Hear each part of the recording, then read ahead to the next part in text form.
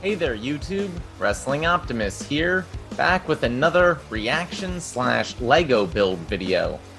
Today we're going to be doing this Luke Skywalker X-Wing fighter as part of my Skywalker vehicle collection.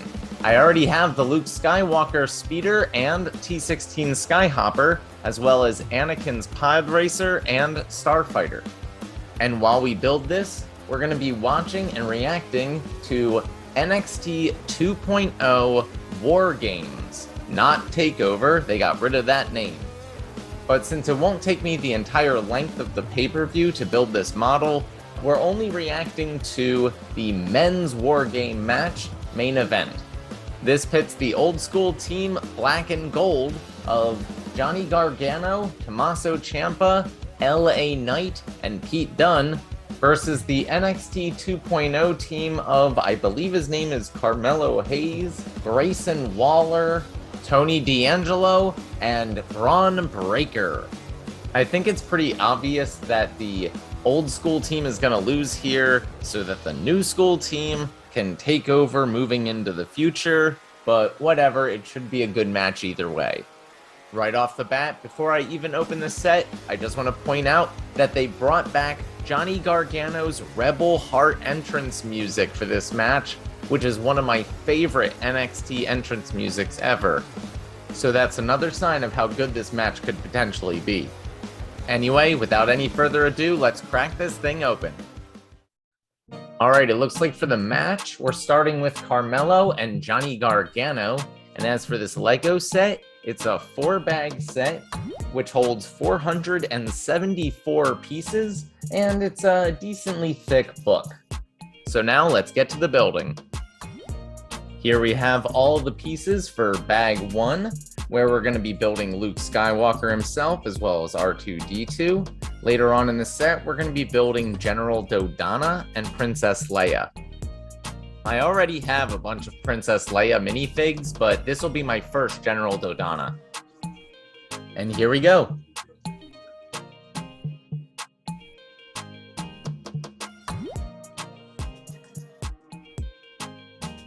We're going to use the stern face for Luke.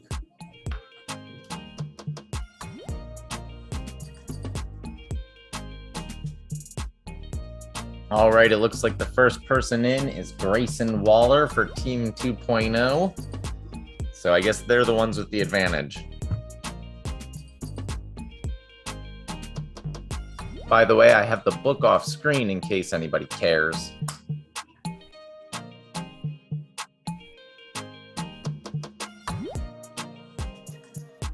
So Gargano's already just completely decimated by these two. And there's a minute and a half left until one of his people comes in to save him. Not exactly sure how they're going to stretch this out. Oh, they'll just have the 2.0 guys run into each other. Awesome.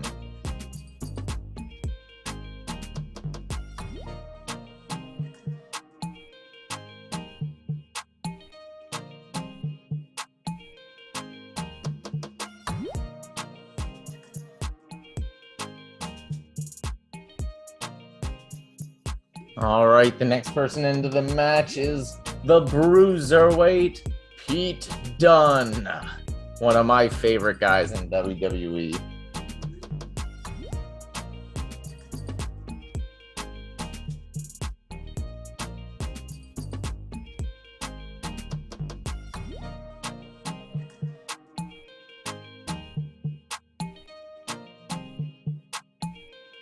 Oh man, we were getting some joint manipulation by Dunne and some simultaneous Gargano escape by Johnny Wrestling.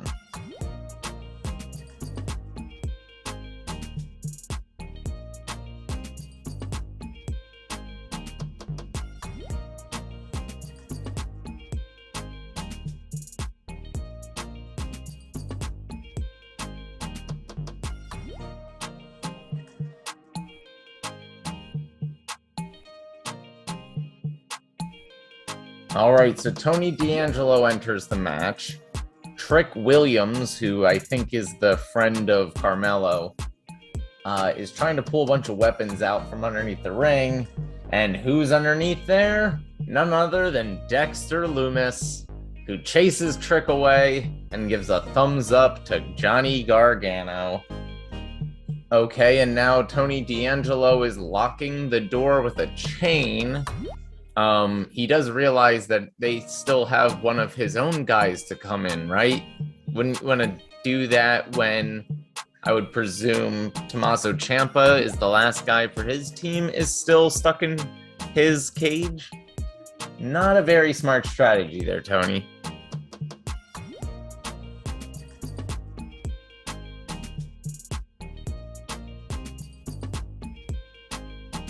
Okay, here comes LA Knight, and he can't get in. He looks around confused. We're going under the ring. Oh, he's gonna climb up the side. And now he's cleaning house like a damn hot tag.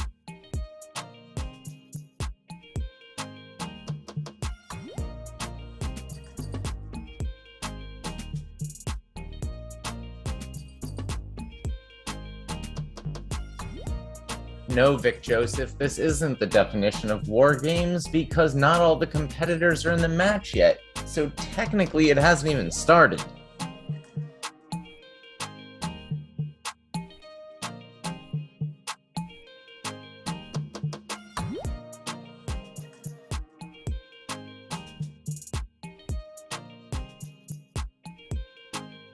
All right, and here comes Braun Breaker doing the smart thing.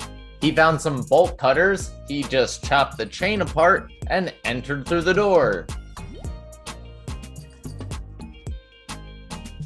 And of course, Braun Breaker is completely cleaning house.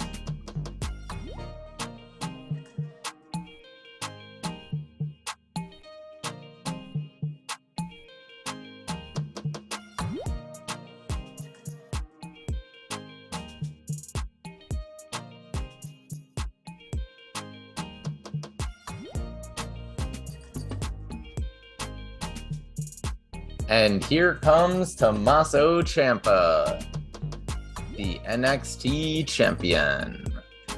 Although probably not for long. At least the crowd's behind him. They were chanting, "Ciampa's gonna kill you," and now they're chanting, "Let's go Ciampa."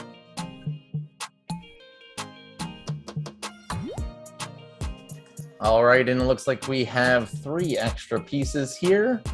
Time to move on to bag 2. We're back with bag 2, and we're gonna start off with the other 2 minifigs of this set. Okay, with Tommaso Ciampa in the match, it's officially begun. So the next pinfall or submission will win it.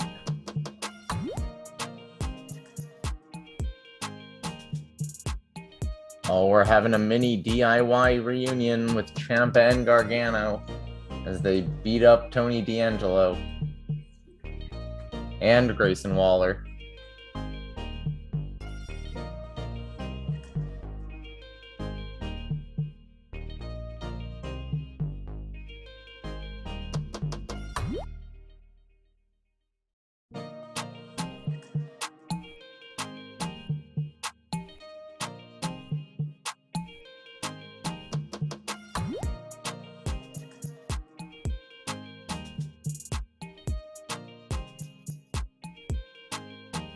And there's the classic Civil War style standoff. And it looks like Team Black and Gold is gonna come out on top of that.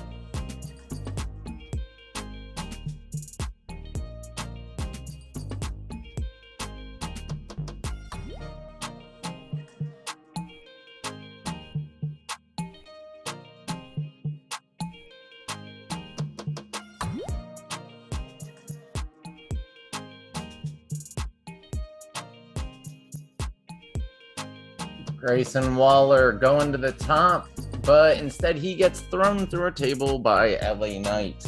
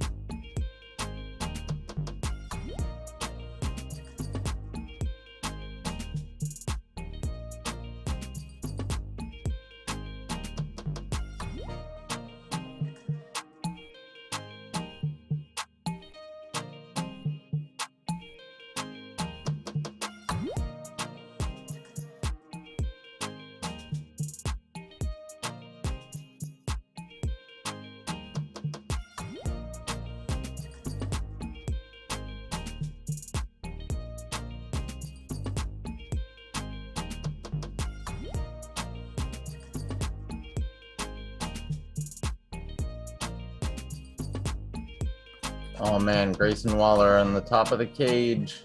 And he goes through LA Knight on a table.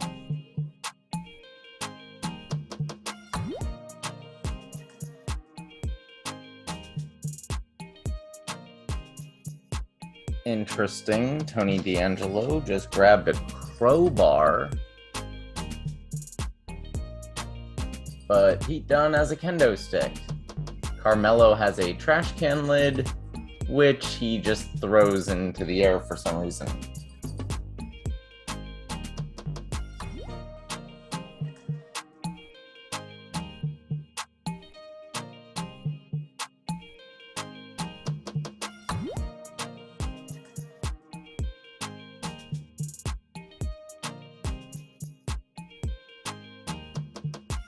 And here it is, Braun Breaker versus Tommaso Ciampa one-on-one, slugging it out.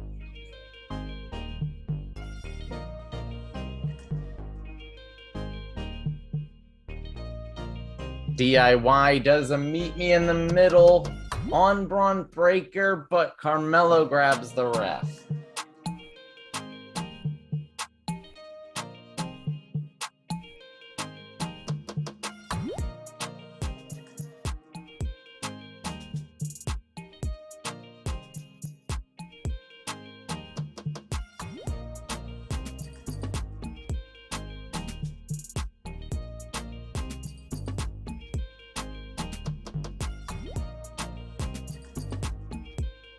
Okay, looks like just this one lonely extra piece for that.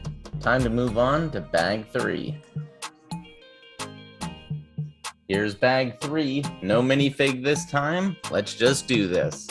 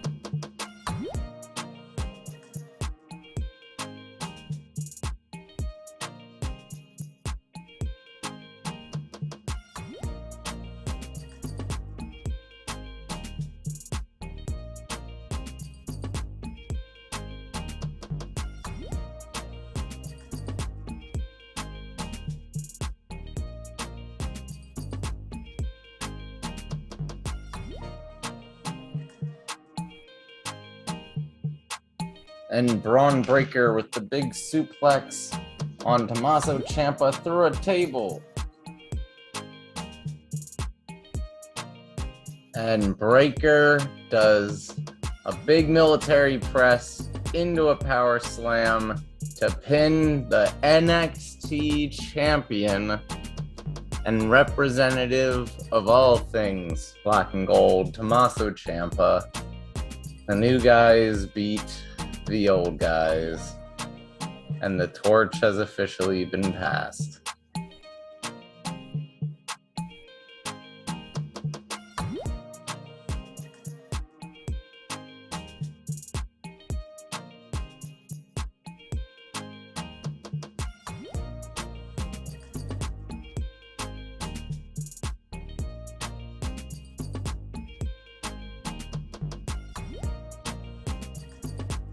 And here we go with the young guys standing tall.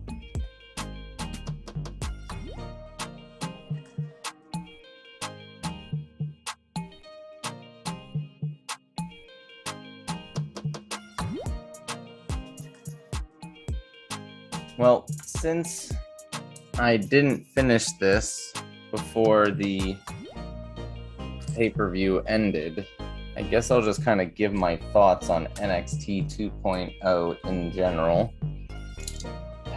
I guess there's some redeeming qualities because some of the characters are interesting, but generally speaking, I don't really like it. maybe that's because it's new and change scares everybody, but at the same time, it's just not very good. It's sports entertainment, and I just don't really want any sports entertainment right now. I kind of want what AEW's given me. As for the rest of the pay-per-view, the women's War Game match was pretty good. I like Imperium, so I like the Tag Team Championship match. Roderick Strong retained his, I guess it's still a Cruiserweight title. It did not become the all-inclusive title as some people feared with Joe Gacy. Then you had a really pointless hair versus hair match, but Cameron Grimes won that against whatever that poker player guy is. I don't know. He's a stupid character. Oh yeah, after the Tag Team Championship match, Kyle O'Reilly got attacked by Von Wagner and then beat him up and gave him the Undisputed Era hand gesture. So, is that Kyle O'Reilly to AEW confirmed? I think so. He also gave like a kind of DX crotch chop, but it was more of a point at your crotch instead of an X.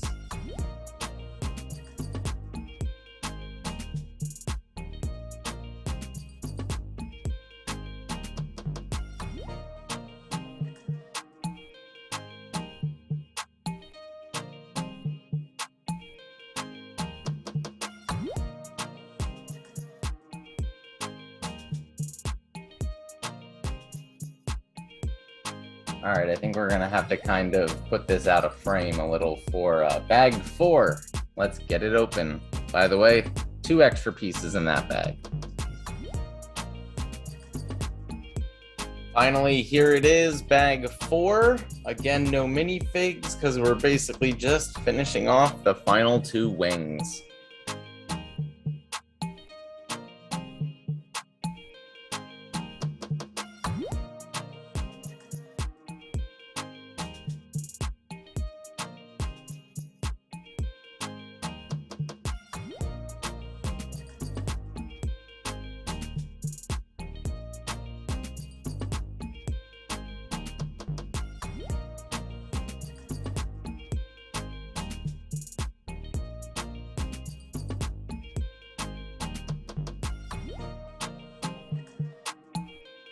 All right, since I didn't watch the pay-per-view live, there's already a couple other reviews out. So, I'm about to watch the Wrestle Talk review, and I'll kind of comment if anything is said that's pretty cool, or interesting, or whatever. Oh yeah, right away, he reminds me that Cora Jade won the women's War Game match, or at least got the pin. And that's interesting because I am a Cora Jade hipster. I liked her before she was cool. When she was Elena Black, a gothic character on Dark. And see, on Dark, she jobbed a lot. On NXT, she is beating, granted by flukes, but beating high-level characters and really getting a massive push. And this was a perfect example of that push. She pinned, I think it was JC Jane, actually, and won the match after a Raquel Gonzalez powerbomb. So I think she's adorable. I love that she's a skater chick. I love that she comes out to a pop punk song. And yeah, I'm a big fan. I'm glad they're pushing her.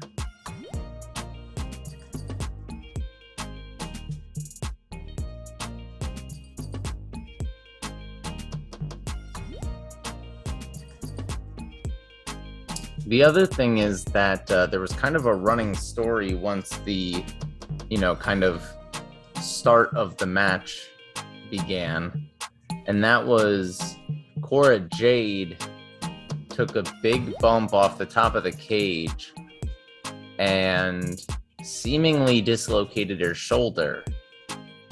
She was selling it pretty well to the point where I think a lot of people thought it was real, but Io Shirai denied her medical attention. That would be her own partner, and then proceeded to, I guess, pop the shoulder back in.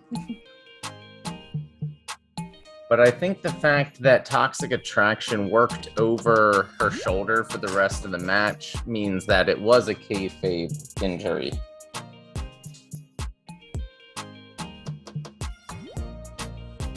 However, that injury really got her over as a babyface. The crowd was chanting for her, Cora, Cora. She fought back through the pain and the injury to eventually, like I said, make the pin and get put over strong. So congratulations to her, and I'm glad that they're using her right here. One of the rare cases is somebody who left AEW and got used better in NXT.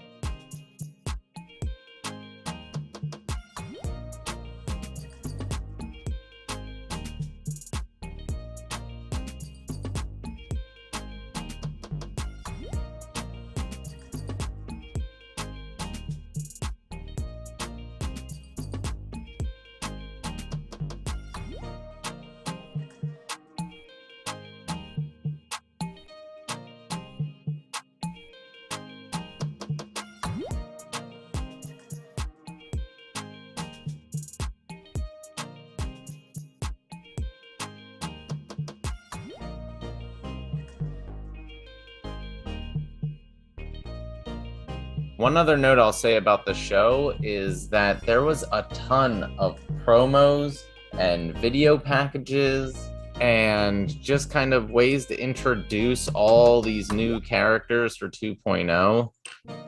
So you could tell they're just going all in on this 2.0 thing.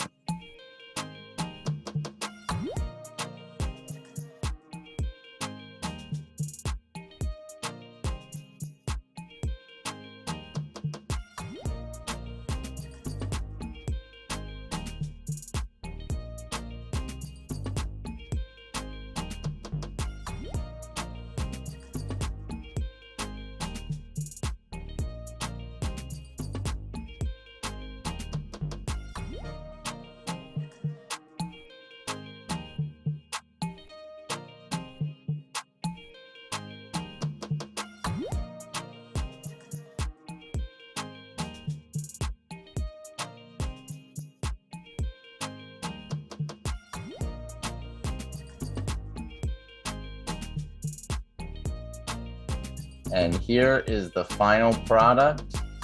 As you can see, the wings go up and down. The only extra piece was an extra projectile in that bag, but that's pretty cool. Turn it sideways. Show off the back there, where the engines are. It looks like R2 can fit right in there. And if we open the cockpit,